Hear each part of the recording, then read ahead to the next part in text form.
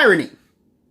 Pull yourself up by your bootstraps used to mean an impossible task, because it's impossible to lift your whole weight via your shoes without the assistance of some apparatus. The phrase literally used to mean the opposite of what it does now. Irony. Eating well and exercising are shown to be good for depression, a diagnosis of which symptoms include a loss of appetite, a lack of energy to the point you can't get out of bed. Hypocrisy. When faced with the choice of walking or driving, 9 times out of 10, I've got the keys in the ignition before I've even made the decision. But my driving will make the planet an inappropriate place for road trips. What with all the rising tides and the temperature highs and the inability to breathe. But roaches are biodegradable, so... Irony. Politicians give their rich mates a bunch of welfare and entitlements, billions in tax cuts, so they don't have to pay as much. Then their mates put their money into offshore accounts where they don't pay tax anyway. Hypocrisy. Politicians fight to freeze welfare and raise the pension age. Then when an opportunity comes for their salary to be raised, they raise it to over 200k.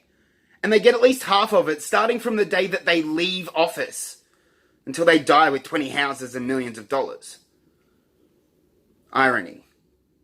Anxiety makes me procrastinate responsibilities and leave them till the last minute, and then I get anxious about having left them so long and question whether I'm pushing myself to my psychological limits, and that makes me anxious. Hypocrisy.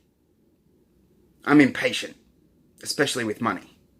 When I'm paying for a service, I want it to happen now. And if you don't fix it now, you'll also be paying for the overdraft on my bank account when the rent comes out. It's me on the phone to my bank. What a wank. Irony. As far as I can tell, only 2 types of people read Mein Kampf.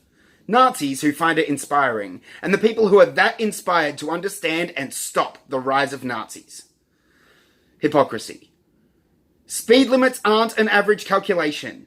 You can try to be safe by doing 70 in an 80, but when you continue at 70 through the 60 zone, what you're thinking, I don't quite know. Drive to the conditions of the road, not your own personal whimsy. Stop being a dick with no consideration for others, you cunt!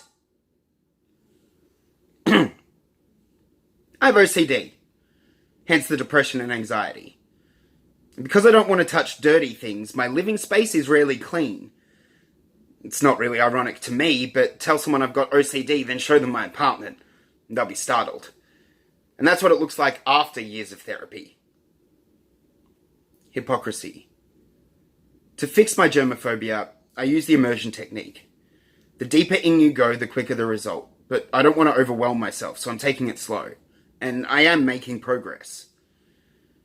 When I'm highly stressed, I regress to spending all my money on rubber gloves and disinfectant spray and hand sanitizers and boxes of tissues and other disguises for ignoring the issue. I list my tasks based on contamination levels and whether or not I'll have to interrupt my schedule to touch something clean. I still wash my hands after every job. I reach for the soap as soon as the gloves are off.